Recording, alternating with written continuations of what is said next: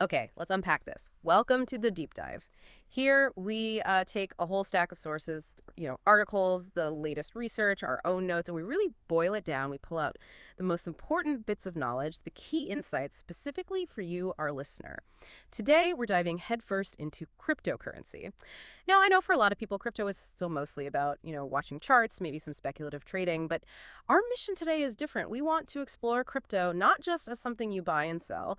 We're going to shine a light on its practical real-world uses, how it's already, right now, reshaping global finance and, maybe more importantly, individual freedom in some really profound ways. We've got a ton of fascinating sources here that show how crypto is moving way beyond just the headlines, how it's actually impacting daily life, financial systems, often in ways you might not expect. So the big question for us today is, how is crypto really changing things beyond the speculation? We'll be looking at, well, everything. Global money transfer is a huge topic, building entirely new financial systems, DeFi, what financial freedom really looks like with this tech, how you can actually spend crypto day to day. And yeah, we'll even touch on some of the newer stuff like NFTs and gaming. It's not just about pictures. Our goal, simple, distill the key facts so you get up to speed fast.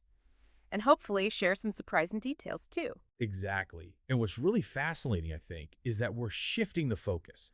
We're moving past the theory, past the speculation, and really getting into the tangible benefits, the actual functions, things that are already happening and frankly impacting millions of people right now. This deep dive is really about understanding that practical shift, that kind of seismic shift crypto represents.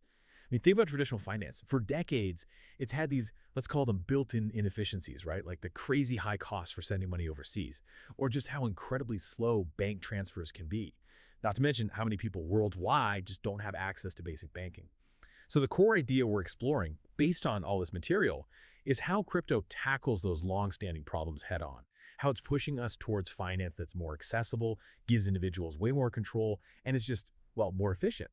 Now, our sources today, they do largely focus on these advantages, these transformative aspects, and that's what we'll be digging into, just laying out the ideas, the applications we found in the material, impartially. It really is a compelling look at how finance is evolving, like right now. That's a great way to frame it. And starting with sending money across borders, yeah, that's something almost everyone gets. It's relatable. If you've ever sent money to family abroad, or maybe paid an international supplier for a small business, or even just tried to get money from overseas, the pain points of the old ways.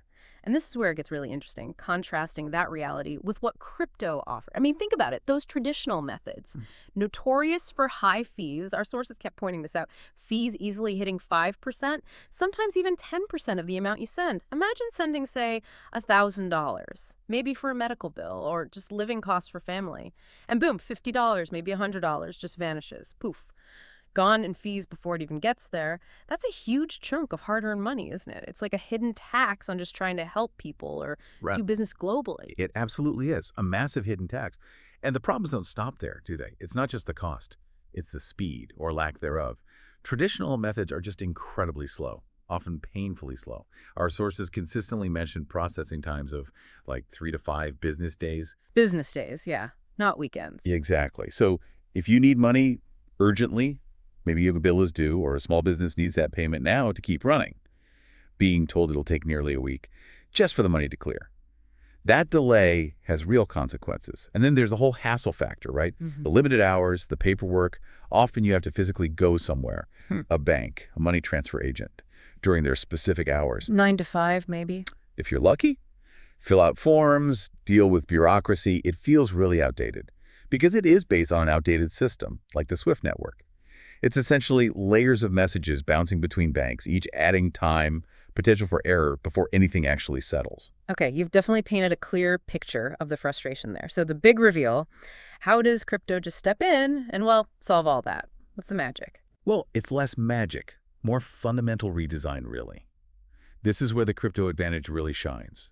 Instead of those crazy high fees, you're looking at near zero fees in many cases. And the reason is structural. It's fundamental. You're cutting out the middlemen. Yep. No traditional banks acting as intermediaries, no complex SWIFT messaging, no correspondent banks each shaving off a percentage. Right. The transaction happens directly on a blockchain ledger, peer-to-peer basically. That directness just slashes the costs dramatically.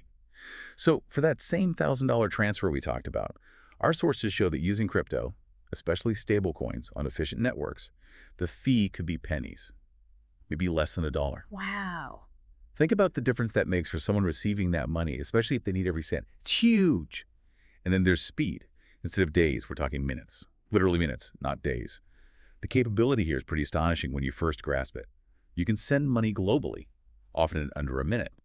And crucially, anytime. 204/7. Anytime, like middle of the night Sunday, middle of the night Sunday, public holiday doesn't matter, the network is always on.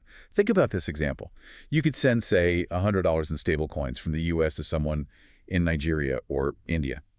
And they could have access to those funds confirmed on the blockchain in less than 60 seconds, with no traditional bank directly involved in that transfer itself. That's incredible. And maybe the biggest piece for global inclusion, no bank account required on the receiving end, necessarily. They might need a crypto wallet, sure, which you can get on a basic smartphone, but it opens up financial access to potentially billions of people who are unbanked or underbanked. Suddenly, all you need is a phone and internet. You bypass the old gatekeepers. It's a massive step towards real financial inclusion, real efficiency. It empowers people who were just left out before. That idea of no bank required is just... Yeah, it's massive for so many people. And you mentioned stablecoins are key to making these transfers work so well, especially dealing with crypto's usual price swings. So, okay, let's unpack that. What exactly are stablecoins? Why are they so important? Right. Stablecoins are a really critical piece of the puzzle. They tackle one of the biggest hurdles for using crypto in everyday stuff: volatility. Bitcoin, Ethereum. Their prices can jump around a lot, which isn't great if you just want to send exactly $100. Stablecoins, like the name suggests, are designed to be stable. Our sources explain they're usually dollar-pegged. So one stablecoin, like USDC or USDT, aims to always be worth $1 US. Okay, so 1 USDC equals 1 USD. Simple enough. Pretty much. That gives you the price stability you need for things like payments, remittances, anywhere you need predictable value. There are other types too, like DAI, which uses other crypto as collateral instead of dollars in a bank. But the goal is the same: keep that $1 value steady. They essentially act as a bridge, giving you the stability of traditional money, but with the speed, low cost, and transparency of the blockchain. Okay, so stability like the dollar, but speed and cost like crypto. Best of both worlds makes sense for payments. But you hinted they do more than just make transfers easy. What else are people using stablecoins for? What makes them so powerful? Oh yeah, they're incredibly versatile. Fast transfers are a huge use case, obviously. Sending value globally in under a minute. Anytime that alone is revolutionary for so many things, especially small payments that traditional fees would just destroy. But beyond speed and cost, a really powerful use case is as an inflation hedge, a kind of digital safe haven. An inflation hedge? How does that work? Well, think about countries with really unstable local currencies, where inflation is just rampant, eating away at people's savings day by day. Our research mentioned places like Argentina, where inflation has been sky high, sometimes over 100% a year. In situations like that, just holding your own country's currency means you're actively losing purchasing power fast. So people there often prefer to hold stablecoins, pegged to the US dollar. It's a way to protect their savings, preserve the value of their money from being eroded by local economic instability. It's a financial lifeline for many. And the third big thing is just how easy they are to exchange. You can swap stablecoins for other cryptos really quickly, or just as importantly, you can convert them back into your local currency relatively easily. There's a growing network of local exchanges, peer-to-peer platforms. So you can actually use the money. Exactly. Imagine you're a small business owner, maybe in Southeast Asia, and you get paid by an international client in USDC. You don't wait days for a bank wire. You don't lose a huge chunk to fees or bad exchange rates. You can take that USDC, go to a local platform or P2P network, and convert it into your local currency almost instantly. Get cash in hand or money in your local mobile payment app. It turns that global digital dollar into immediate, usable money for your business, for your family. So yeah, stablecoins are effectively becoming this global digital dollar. Their impact, especially in developing regions, on remittances, on just giving people economic stability, it's really hard to overstate. It's giving people financial autonomy they just never had before. Okay, so from making global money transfers fast and cheap, which is already huge, let's zoom out to something even bigger, maybe a bit more mind-bending for some folks. Decentralized finance, DeFi. Now, here's where it gets really interesting, because the promise is basically banking without banks. That sounds almost like science fiction to many. How do you define DeFi in a way that makes sense? Yeah, banking without banks captures the ambition for sure. DeFi basically is this whole ecosystem of financial tools and services, but they operate without the traditional middlemen. So no banks holding your money, no brokers executing your trades, no centralized exchanges that could get hacked or freeze your funds. Okay, so how does it work then? It runs on blockchain technology. Specifically, it uses smart contracts. Think of smart contracts as just agreements written in code that automatically execute when certain conditions are met. They run on the blockchain. So these DeFi services, lending, borrowing, trading, they happen directly between users or through these automated protocols governed by code. It's all about cutting out the intermediaries, the gatekeepers who traditionally controlled finance, charge fees, set the rules. The result is meant to be a permissionless financial system. Anyone with an internet connection and some crypto can participate. No one needs to approve you. Banking without banks. That's a bold claim. Yeah. What can you actually do in DeFi? Is it really like a traditional bank, just decentralized? Pretty much, yeah. And often with some key advantages, like potentially better rates or easier access. Let's break down the core functions. First, you can deposit. Instead of a savings account, you might add your crypto to a lending pool. Or you could provide liquidity to a decentralized exchange. You're not just storing it, you're actively putting it to work within the DeFi system. You become part of the infrastructure. And because you're providing that capital, the next step is you can earn. By depositing, you can earn interest or yield. And often, these interest rates can be significantly higher than what you'd get from a traditional bank. Higher. Like how much higher? Well, it varies a lot, and risk is definitely a factor. But where a bank might give you, I don't know, 0.5%, 1%. Our sources showed DeFi protocols that have offered, 5%, 10%, sometimes even more on stable coins at different times. It reflects the efficiency of cutting out middlemen, but also different risk levels. Still, that potential for higher yield is a big draw for a lot of people. Yeah. Then there's borrowing. This is really interesting. Instead of applying for a bank loan, going through credit checks, waiting for approval, in DeFi, you can often use your existing crypto as collateral to take out a loan instantly. Instantly. No credit check. Generally, yeah. The loan is secured by the crypto. Usually you have to deposit more value than you borrow. That's called over-collateralization.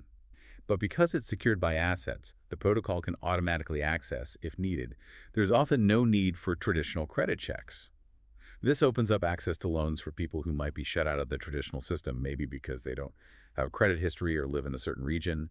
If you have the crypto collateral, you can likely borrow. And finally, you can trade, directly swapping one type of crypto for another. But instead of using a big company like Coinbase or Binance, you use a decentralized exchange, or DX. Think Uniswap, PancakeSwap, names you might hear. These aren't companies in the traditional sense. They're more like automated protocols, pools of crypto provided by other users governed by smart contracts. So you trade directly from your own wallet? Exactly. You keep control of your funds the whole time. There's no central party holding your assets. This category also includes staking. That's where you lock up some of your crypto to help secure the network, validate transactions, and you earn rewards for doing that, like interest for helping the network run. Okay, that sounds incredibly powerful. High interest potential, borrowing without credit checks, trading directly, earning rewards. What are the big upsides people point to with DeFi? While the pros are definitely compelling, we've touched on them. Potential for significantly higher interest rates than banks. Huge transparency, because it's all on a public blockchain. Every transaction is usually verifiable. No hidden backroom deals. And that access piece is massive, opening up financial services to anyone, anywhere, without needing permission or having a traditional credit score. Democratizing finance, essentially. However, and this is a big however, it's absolutely crucial to talk about the cons. The risks are real. Our sources were very clear. DeFi demands caution. It demands education. There are significant risks, like smart contract vulnerabilities. The code running these platforms can have bugs or be exploited by hackers. If that happens, funds can be stolen, often with no way to get them back. Ouch. Yeah. There's also something called impermanent loss. This is a risk if you're providing a liquidity to a DEG. Basically, if the prices of the two tokens you deposited in a pool change a lot relative to each other, you could end up with less dollar value than if you just held on to the original tokens. It's complex, but a real risk. So the takeaway is, DeFi is powerful, yes, incredible potential, but it's not magic money. You have to understand what you're doing. Understand the risks. Do your homework. It requires active participation and risk management. That balance, power and responsibility, that seems key. So think about all this. What does it really mean for you, the listener, when you realize you can potentially access lending, borrowing, earning, trading directly without needing a bank's okay? It feels like a massive shift in who holds the power, right? Away from the big institutions, towards the individual. Precisely. It fundamentally changes the dynamic. You move from a system where you need permission, where institutions are gatekeepers, to one where, theoretically, access is open. If you have the crypto and the know-how, you can participate. That has huge implications for financial equality for access globally. You're less dependent on the traditional players deciding your financial fate. Which leads us perfectly into the next really core idea tied directly to DeFi, but maybe even more fundamental: financial freedom through self-custody. So being your own bank. We hear that phrase a lot. What does it actually mean? What are the core principles here? Self-custody is, it's probably the most foundational aspect of crypto's promise of freedom. It's about ultimate ownership. Our sources sometimes describe it like a pyramid. And the base, the foundation, is having the right tools, self-custody wallets. We'll get to those. But at the very top of the pyramid is complete control. What that means is you and only you control your assets. Think about a bank. When you deposit money, technically, legally, the bank owes you that money, but they hold it. It's on their books. They control access. Right. It's not like my cash is sitting in a specific vault with my name on it. Exactly. With self-custody in crypto, you hold the private keys. These unique cryptographic keys are what prove ownership and allow you to move your funds on the blockchain. It's the digital equivalent of holding gold bars in your own safe. The phrase, "not your keys, not your coins," is huge in crypto for a reason. If you hold the keys, you hold the power. But if you lose those keys, there's no customer service line to call. The responsibility is entirely on you. It's direct, absolute ownership. That's a huge difference from banking, where you rely on the institution. Okay, so complete control is the peak. What else makes up this pyramid? Moving down a level, you get censorship resistance. This is a really powerful concept. It basically asks, what happens when no external party, no government, no bank, no company can block your transactions or take your money? So they can't freeze your account. Exactly. With self-custody, because you control the keys, no one else can unilaterally freeze or seize your funds stored on the blockchain. This gives you incredible privacy and control. You can store value completely outside the traditional banking system, away from potential government overreach or institutional failure. You can send money anywhere, to anyone, without asking permission. You avoid arbitrary account freezes that can happen for all sorts of reasons in the traditional world. Our sources really emphasized how critical this is in certain contexts. Think about people living under authoritarian regimes, journalists, activists. Or just countries with really unstable economies or banking systems. Precisely. Places with strict capital controls that limit how much money you can move. Or situations where governments might seize assets unfairly. For people in those situations, holding crypto in self-custody isn't just a financial choice. It's a tool for preserving their wealth and their freedom. It's incredibly powerful. Okay, control, censorship, resistance. Right. What's next? You mentioned using it anywhere. Yeah, that's the next layer. Borderless access. Your crypto, held in self-custody, isn't tied to a specific country or jurisdiction. It exists on a global ledger, so you can access and use your funds anywhere in the world, anytime, as long as you have your keys and an internet connection. No need to deal with different banking systems when you travel, no worries about cross-border transfer limits imposed by banks. Your money is globally accessible by you. Think about digital nomads, international businesses, families spread across continents. This makes managing finances globally so much simpler and freer. And holding all this together, the foundation of the pyramid, are the self-custody wallets. These are the tools that could be software apps on your phone or computer, often called hot wallets because they're connected to the internet. Or they can be physical hardware devices, like little USB drives called cold wallets, because they keep your keys offline, which is much more secure for larger amounts or long-term holding. So the crypto isn't in the wallet. Correct. That's a common misconception. Your crypto lives on the blockchain. The wallet just holds your private keys, which are like the password that lets you access and control your crypto on the blockchain. The most critical piece is usually your seed phrase or recovery phrase. That list of 12 or 24 random words the wallet gives you when you set it up. Right, the thing you're supposed to write down and hide carefully. Exactly. That phrase is your master key. If you lose your phone or your hardware wallet breaks, you can use that seed phrase in a new compatible wallet to regain access to all your funds. Protect that phrase and you control your destiny. Lose it or let someone else see it and you could lose everything. So yes, it's immense power, immense freedom, but it comes with immense personal responsibility. You truly are your own bank. Wow, that really drives home the shift. It's not just about technology. It's a fundamental change in who's responsible, who's in control. Away from institutions, squarely onto the individual. It forces you to think differently about money, about security, about trust. Absolutely. It's a paradigm shift towards self-sovereignty in your financial life. Okay, we've covered some huge concepts. Global transfers, DeFi, self-custody freedom, really transformative stuff. But let's bring it back down to earth a bit. For a lot of listeners, the question is probably still, okay, great, but how do I actually spend this stuff? How do I buy groceries or coffee or shop online without going through the hassle of converting crypto back to dollars or euros first, the whole off-ramping thing? That's a great question, and the answer is it's getting easier and easier. Crypto is definitely bridging that gap into everyday spending. One of the most practical ways this is happening is through crypto debit cards. Like a regular Visa or MasterCard, but for crypto. Exactly. Companies like Coinbase, Crypto.com, Binance, lots of major players offer these now. You load crypto onto your account with them, and then you can use the card anywhere Visa or MasterCard is accepted, just like your normal bank card. So what happens when I swipe the card? Does the shop get paid in Bitcoin? No, that's the clever part. The merchant gets paid in their local currency, dollars, euros, whatever.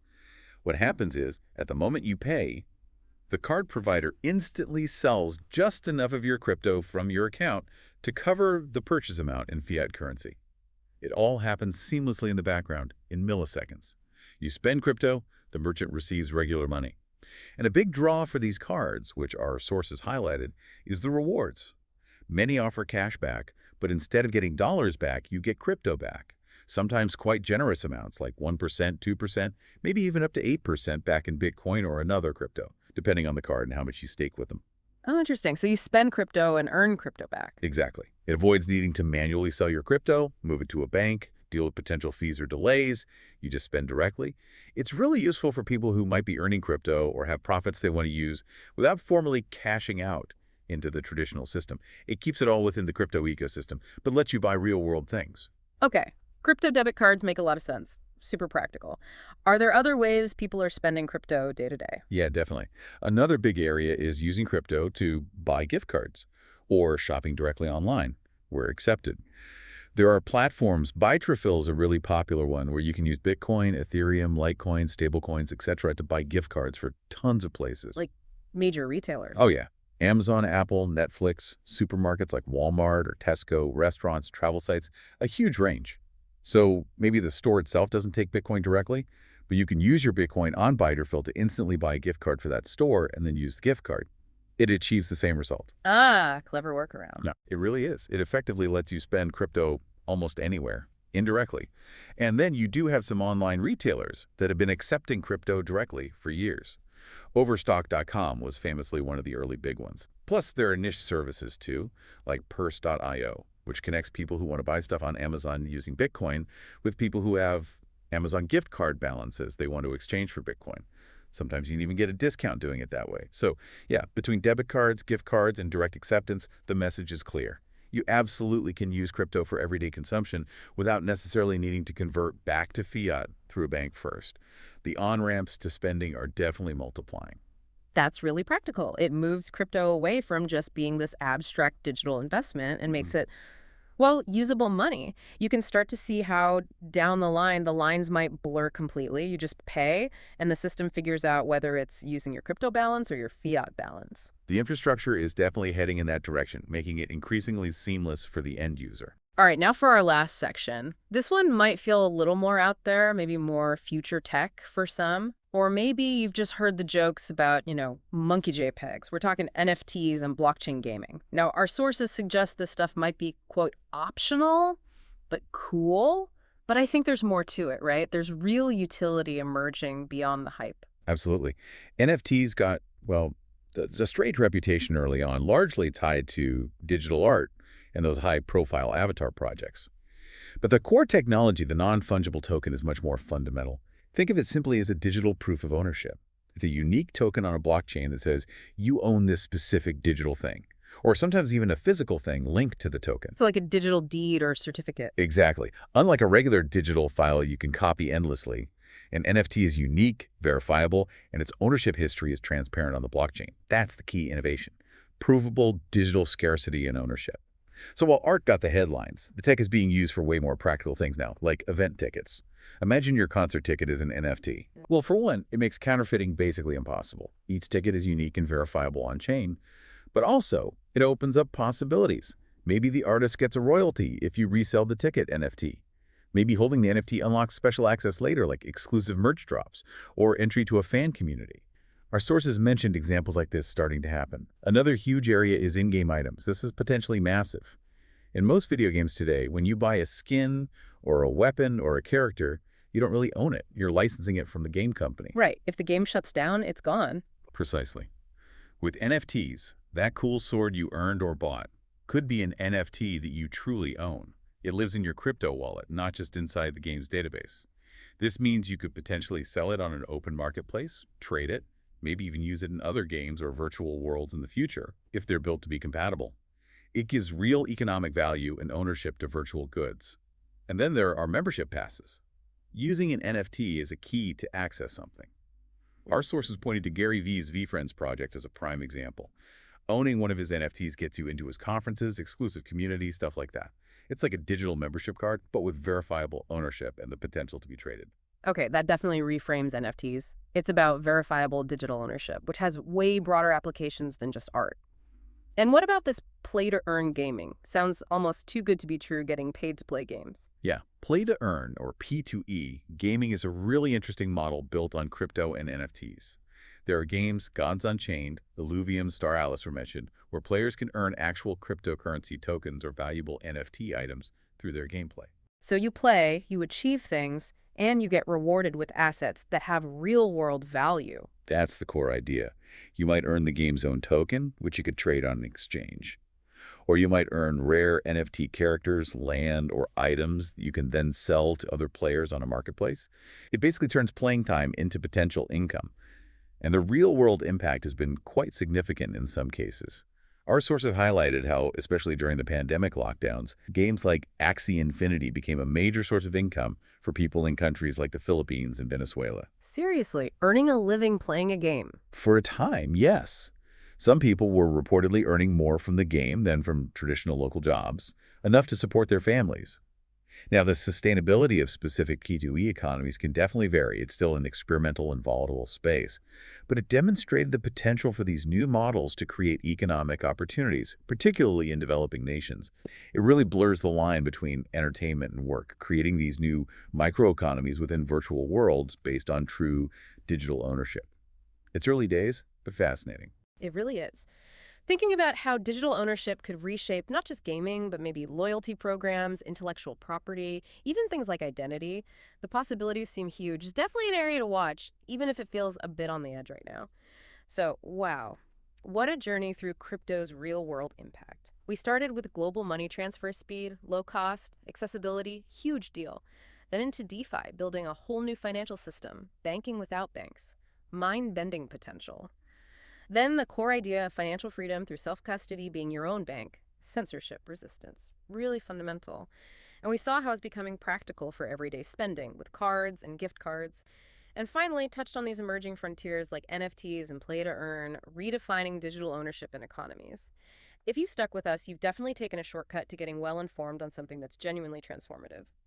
The big themes that came through, at least from the sources we looked at, were clear. Crypto offers efficiency, lower costs, much greater accessibility compared to legacy systems. And this idea of self-custody genuinely shifts power to the individual, giving you control over your financial life in a way that's pretty unprecedented. The material we reviewed was pretty consistent in highlighting these advantages, seeing crypto as a significant leap forward. Absolutely. And you try to connect all those dots. If you look for the single biggest thread running through everything we discussed, I think the core message that comes through most strongly from our sources is really about that individual empowerment, that self-sovereignty. Probably the most insightful takeaway, the one that really captures the paradigm shift, is that line. This is real financial freedom, especially powerful in countries with unstable economies or limited rights. You're your own bank. You hold the keys. You hold the power. That sums up the potential revolution here. It's a complete rethinking of who controls money. And that leaves us with a pretty profound question to chew on, doesn't it? Given these unprecedented levels of control, this borderless access that things like self-custody offer, what are the bigger societal implications when more and more individuals truly can become their own banks? How might that fundamental shift reshape our trust in traditional institutions? Banks, governments, maybe reshape the very fabric of global finance over the next few decades. A huge question with no easy answers, but definitely something worth thinking about long after we finish here today. The ripple effects could be immense. A very powerful thought to end on. Challenges everything, really. Thank you for joining us on this deep dive into crypto's real world. We really hope it sparked some ideas, maybe answered some questions, and encouraged you to stay curious about this space. It's evolving fast, that's for sure. Until next time, keep exploring and keep learning.